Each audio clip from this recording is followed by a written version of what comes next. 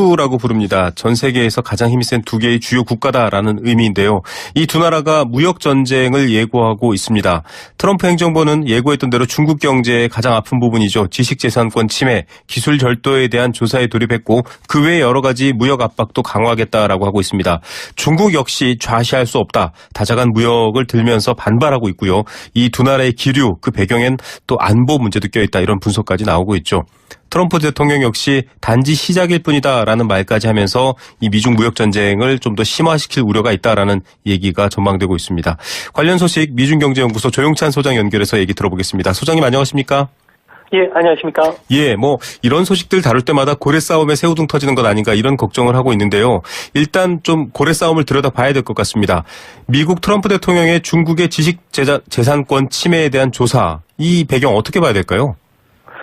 중국의 그 대북 압박을 강화하는 동시에 대중 무역 적자를 줄이겠다는, 즉 두 마리 토끼를 다 잡겠다는 전략으로 읽혀지는데요. 네. 중국은 지금 5년에 한 번 지도부를 대거 교체하는 공산당 대회를 앞두고 있습니다. 네. 이 때문에 내치나 외치에서 안정을 가장 중시 여기고요. 당 주석제를 부활시키고 인사 주도권을 장악하는 시기인 만큼 시진핑의 지도력에 상처가 생기는 아무래도 북한에 대한 제재나 압박에 대해서는 꿈쩍하지 않는 것도 이 때문인데요. 그러나 미국 입장에서 볼 때는 중국을 통한 대북 압박 강화 외로는 유한 대북 억제 수단이 없기 때문에 정청 민간기에 중국을 압박하는 것이 절호의 기인 것으로 지금 파악하고 있기 때문에 그런 것으로 보여집니다. 예, 말 그대로 다목적 카드라는 건데요. 일단 북한에 대한 액션을 취하라는 압박, 또 여러 가지 이 무역 수지에 대한 균형 이런 부분이라면 모르겠지만 좀 격화될 경우의 걱정인데 이 도구로 쓰이고 있는 게 지금 무역법 301조다 이렇게 알려지고 있습니다. 이 조항 뭔가요? 네, 통상법 301조라는 것은 그 무역 상대국의 불공정한 무역 관행에 대한 제재 조치를 규정하는 것인데요. 행정부의 관세 인상과 같은 제재 권한을 주기 때문에 통상 슈퍼 301조라고 불리기도 합니다. 중국 같은 경우에는 IT라든지 첨단 외자 기업이 중국 진출을 희망할 경우에는 합작회사 설립을 강요하고 있고요. 네. 기술 이전을 위해서 데이터 센터라든지 R&D 센터를 세워달라고 부당한 요구를 관행처럼 해왔습니다. 이제 미국이 이런 그 부당한 무역 제도에 대해서 지적 재산권 보호에 저촉되는지 여부를 살펴보겠다는 건데요. 미국 무역 대표부가 절차에 들어가면 1년 정도 조사 기간이 걸립니다. 여기서 중국의 불공정 행위가 있다고 판단되면은 미중 간에는 협의 회담이 열리게 되고요. 네. 이 협상이 타결되지 않는다면은 미국 무역 대표부 같은 경우는 관세율을 인상한다든지 수익 규제를 한다든지 무역협정을 통해서 공유하는 혜택을 중단하는 다양한 보복 조치들이 발동이 될 것으로 보여집니다. 예, 다양한 보복 조치. 지금 여러 기사들 중에서 미국에서 5,000달러가 넘는 테이블, 중국에서는 24달러짜리 딱 짝퉁이 돌고 있다. 이런 부분들도 포함되어 있을 텐데 규모가 상당한가 봅니다. 특히 이 지적재산권 문제, 지금 지재권을 중심으로 해서 이런 압박을 가하는 걸 보면 그간에 좀 이런 문제에 대한 갈등이 계속 깊어져 왔는 모양이죠. 네, 그렇습니다. 미국 같은 경우에는 중국이 지적재산권을 무시하고 수출해서 각종 그 위조 상품과 불법 복제품 규모가 연간 6천억 달러, 우리나라 원화로는 685조에 달하는 것으로 추정하고 있는데요. 특히 트럼프 대통령은 지적재산권 조업사를 통해서 무역 장벽을 세운 국가에 별도로 수입 관세를 인상한다든지 수입 규제와 같은 강력한 제재를 가할 수 있는 통상법 301조를 발동할 수 있는 권한을 갖고 있습니다. 네. 미국이 마음만 먹는다면은 중국이 엄청난 경제적 타격을 가할 수 있는 필요 충분 조건을 갖춘 상황인데요. 근데 트럼프는 한 발 더 나가서 중국의 국유기업 그리고 경쟁 정책의 문제뿐만 아니라 사이버 공격, 산업 스파이 활동에 대해서 중국 정부가 관여했는지도 들여다보겠다는 강경 자세를 보이고 있습니다. 예. 중국이 대북 압박에 동참하지 않는다면 더 강하게 중국을 옥죄겠다는 그런 의사를 표명한 것으로 보여집니다. 자, 트럼프 미국 대통령이 세우고 있는 질서에 중국도 예외일 수 없다. 지금 그 질서에 발을 맞춰라. 이런 압박 수준인데요.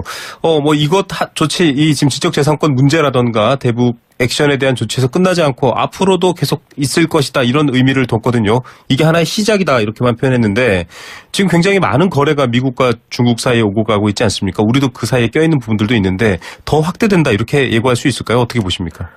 네, 트럼프가 지금 준비하고 있는 정책들을 보면은 대북 압박에 나서지 않는다면 당장 통상법 301조를 발동하겠다는 기세고요. 네. 여기에다가 세컨더리 보이콧뿐만 아니라 안보를 이유로 중국산 철강이라든지 알루미늄의 수입을 제한하는 통상 확대법 232조를 발동시키겠다는 겁니다. 네. 더 나아가서 환율 조작국 지정과 같은 무역 보복 카드를 쓸 가능성이 높은데요. 네. 중국은 국유 기업의 그 비경제 정책 그리고 그 불법 보조금, 지적 재산권을 무시한 생산한 저가 철강 제품을 앞으로 미국에 더 이상 수출을 해서 미국의 일자리라든지 산업에 타격을 주지 못하도록 하도록 국가 안보를 근거로 해서 보호 무역 정책을 도입하는 건데요. 네. 앞으로 이렇게 됐을 경우에 다른 나라들도 경쟁적으로 무역 보복에 나설 가능성이 커지기 때문에 우리 경제 입장에서는 상당히 산 넘어 산이 되지 않을까 보여집니다. 예, 우리 한국 경제 입장에서는 산 넘어 산이다. 이런 싸움들이 우리에게 모두 다 악조건으로 다가온다. 이렇게 지금 걱정이 되고 있는데요. 중국도 가만히 있지는 않습니다. 사실 미국이 WTO 이 다자간 무역체제에 들어온 이후는 슈퍼 301조도 쓰지 않았고 조금 뭐랄까요. 약간 다원적 관계였는데 지금 중국도 좌시하지 않겠다 이렇게 나왔거든요. 중국도 보복할 수단이 있는 건가요? 네, 그렇습니다. WTO 규정을 보면은 일방적인 무역 제한 조치를 할 수 없도록 해놨습니다. 네. 통상법 301조는 미국이 불공정한 무역 여부를 미국이 스스로 판단하고 일방적으로 제재를 부과하는 만큼 WTO 규정에 저촉될 가능성이 높은데요. 네네. 이 때문에 중국도 즉각 맞대응에 나설 것으로 보여집니다. 공산당의 그 나팔수라고 할 수 있는 환구일보 같은 경우에는 이에는 이, 눈에는 눈에 대응을 하겠다고 반발했고요. 네. 신화통신 같은 경우에도 지적재산 위반 조사는 중국뿐만 아니라 장기적으로 미국에도 상처를 입을 것이라고 경고를 했기 때문에 네. 맞대응 카드를 꺼낼 것으로 보여지는데요. 아무래도 당장 꺼낼 수 있는 카드는 미국의 대중국 수출 상위 4개 품목인 비행기라든지 농축산물, 자동차, 반도체 쪽에 집중될 것으로 보여지고요. 예. 또한 중국 같은 경우에는 그 보유하고 있는 1조 1천억 달러의 미 국채를 좀 보유 물량을 좀 줄여서 그 미국 그 금융시장을 좀 흔들 수 있는 이런 그 카드도 갖고 있는 것으로 보여집니다. 예, 북한과 한국의 문제가 껴있긴 하지만 이 총성 없는 경제 전쟁이 시작될 것 같다라는 그런 느낌까지 드는데요. 실제로 이 두 나라의 교육 규모 또 그 교육 규모에 연결되어 있는 한국 경제, 한국의 교육 규모 이런 것들을 좀 비교해 보면 눈에 더 와닿을 것 같은데 어느 정도 수준입니까? 네, 작년에 미국의 대중국 수출 경우에는 1,157억 달러 정도 됐고요. 네. 중국 같은 경우에는 대미 수출이 4,628억 달러이기 때문에 네. 미국 같은 경우는 중국과 교역을 통해서 3,470억 달러의 엄청난 적자를 보았는데요. 네네. 중국이 미국에 생산하지 않는 저부가가치 소비재죠. 컴퓨터라든지 통신 장비, 전화기, 사무기기, 비디오 디스플레이 같은 쪽을 주로 수출하고 있고요. 중국 같은 경우에 그 수출하는 미국 제품들을 보면 비행기나 헬리콥터, 우주선, 콩, 자동차, 그리고 반도체, 가스터빈과 같은 네. 소위 말해서 고부가가치 자본재를 수출하는 서로 보완적인 관계입니다. 네네. 이 때문에 미국이 그 무역 적자를 축소하기 위해서 과거 일본 때리기처럼 중국 때리기라는 정책을 나갔을 경우에는 효과는 좀 제한적이지 않을까 보여집니다. 예, 일방적인 싸움이 아니라 사실 정말 비슷한 서로의 어떤 이익관계가 다 침해받을 수 있는 싸움이 되는데 가장 걱정되는 건 사실 한국 경제 아니겠습니까? 그 사이에 지금 끼어 있는데 중간재를 중국에 수출하기도 하고요. 또 미국도 역시 우리가 수출을 많이 하는 대상국이긴 한데 우리에게 영향은 없을까요? 어떻게 보십니까?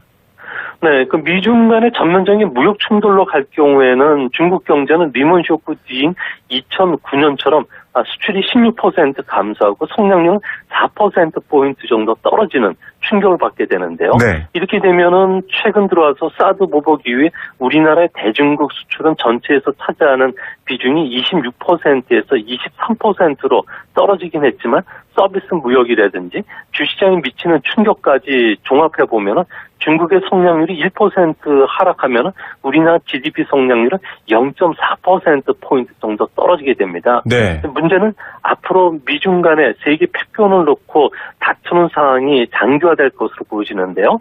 이런 우리나라 입장에서는 양국 관계 갈등 구조를 제대로 관리하지 못한다면 그야말로 고래 싸움에 새우 등 터진다는 말처럼 아무래도 중국의 우리나라에 대한 노골적인 견제가 더 심해지고요. 또 치밀하게 한국 기업의 문을 닫는 이런 흐름이 전개되지 않을까 우려됩니다. 예, 이 미국에 대해서 중국의 반발 결국은 한국 기업이나 한국과의 교역에 있어서의 불이익으로도 가시화될 수 있다 이런 말씀이신가요?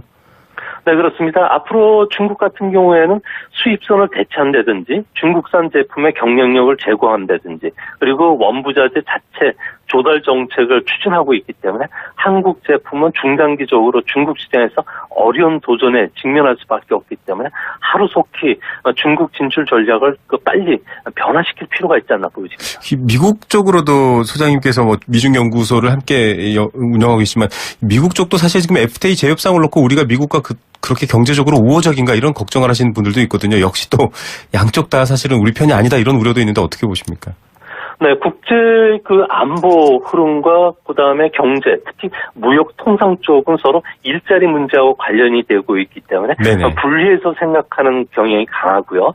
과거 일본 같은 경우에는 아무래도 미일 관계가 좋다고 하지만 통상 문제에 대해서는 일본 때리기에 상당히 치우쳤던 면을 보여주고 있는데요. 이 때문에 앞으로 우리나라 같은 경우에는 안보나 무역 문제에서 미국이 한국에 대한 외압을 행사할 수 있는 유일한 나라이기 때문에 앞으로 통상 문제는 앞으로 우리가 해결해야 될 가장 시급한 문제가 되지 않을까 보여집니다. 예, 추경을 쓰고 애써 돈을 모으고 경제를 살리기를 하고 있는데 이런 외부 요인 하나 때문에 1% 가까운 GDP 이런 것들이 0.4% 가까운 GDP 하락 이런 것들이 결국은 좀 더 큰 불행이 되지 않을까 걱정되는 마음입니다. 오늘 말씀 감사드립니다. 예, 감사합니다. 기업이 중국 진출을 희망할 경우에는 합작회사 설립을 강요하고 있고요. 네. 기술 이전을 위해서 데이터 센터라든지 R&D 센터를 세워달라고 부당한 요구를 관행처럼 해왔습니다. 이제 미국이 이런 부당한 무역 제도에 대해서 지적 재산권 보호에 저촉되는지 여부를 살펴보겠다는 건데요. 미국 무역 대표부가 절차에 들어가면 1년 정도 조사 기간이 걸립니다. 여기서 중국의 불공정 행위가 있다고 판단되면은 미중 간에는 협의 회담이 열리게 되고요. 네. 이 협상이 타결되지 않는다면은 미국 무역 대표부 같은 경우는 관세율을 인상한다든지 수익 규제를 한다든지 무역 협정을 통해서 공유하는 혜택을 중단하는 다양한 보복 조치들이 발동이 될. 미국 트럼프 대통령의 중국의 지식 재산권 침해에 대한 조사 이 배경 어떻게 봐야 될까요? 중국의 대북 압박을 강화하는 동시에 대중 무역 적자를 줄이겠다는, 즉 두 마리 토끼를 다 잡겠다는 전략으로 읽혀지는데요. 네. 중국은 지금 5년에 한 번 지도부를 대거 교체하는 공산당 대회를 앞두고 있습니다. 네. 이 때문에 내치나 외치에서 안정을 가장 중시 여기고요. 당 주석제를 부활시키고 인사 주도권을 장악하는 시기인 만큼 시진핑의 지도력에 상처가 생기는 아무래도 북한에 대한 제재나 압박에 대해서는 꿈쩍하지 않는 것도 이 때문인데요. 그러나 미국 입장에서 볼 때는 중국을 통한 대북 압박 강화 외로는 투라고 부릅니다. 전 세계에서 가장 힘이 센 두 개의 주요 국가다라는 의미인데요. 이 두 나라가 무역 전쟁을 예고하고 있습니다. 트럼프 행정부는 예고했던 대로 중국 경제의 가장 아픈 부분이죠. 지식재산권 침해, 기술 절도에 대한 조사에 돌입했고 그 외 여러 가지 무역 압박도 강화하겠다라고 하고 있습니다. 중국 역시 좌시할 수 없다. 다자간 무역을 들면서 반발하고 있고요. 이 두 나라의 기류, 그 배경엔 또 안보 문제도 껴있다 이런 분석까지 나오고 있죠. 트럼프 대통령 역시 단지 시작일 뿐이다라는 말까지 하면서 이 미중 무역 전쟁을 좀 더 심화시킬 우려가 있다라는 얘기가 전망되고 있습니다. 관련 소식 미중경제연구소 조용찬 소장 연결해서 얘기 들어보겠습니다. 소장님 안녕하십니까?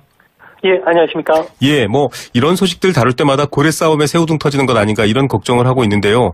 일단 좀 고래 싸움을 들여다봐야 될 것 같습니다.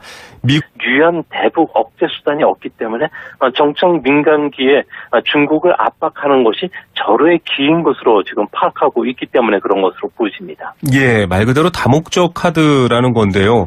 일단 북한에 대한 액션을 취하라는 압박, 또 여러 가지 이 무역 수지에 대한 균형 이런 부분이라면 모르겠지만 좀 격화될 경우의 걱정인데 이 도구로 쓰이고 있는 게 지금 무역법 301조다 이렇게 알려지고 있습니다. 이 조항 뭔가요? 네, 통상법 301조라는 것은 그 무역 상대국의 불공정한 무역 관행에 대한 제재 조치를 규정하는 것인데요. 행정부의 관세 인상과 같은 제재 권한을 주기 때문에 통상 슈퍼 301조라고 불리기도 네. 합니다. 중국 같은 경우에는 IT라든지 첨단 외자일 것으로 보여집니다. 예, 다양한 보복 조치. 지금 여러 기사들 중에서 미국에서 5,000달러가 넘는 테이블, 중국에서는 24달러짜리 딱 짝퉁이 돌고 있다. 이런 부분들도 포함되어 있을 텐데 규모가 상당한가 봅니다. 특히 이 지적재산권 문제, 지금 지재권을 중심으로 해서 이런 압박을 가하는 걸 보면 그간에 좀 이런 문제에 대한 갈등이 계속 깊어져 왔는 모양이죠. 네, 그렇습니다. 미국 같은 경우에는 중국이 지적재산권을 무시하고 수출해서 각종 그 위조 상품과 불법 복제품 규모가 연간 6천억 달러, 우리나라 원화로는 685조에 달하는 네. 것으로 추정하고 있는데요.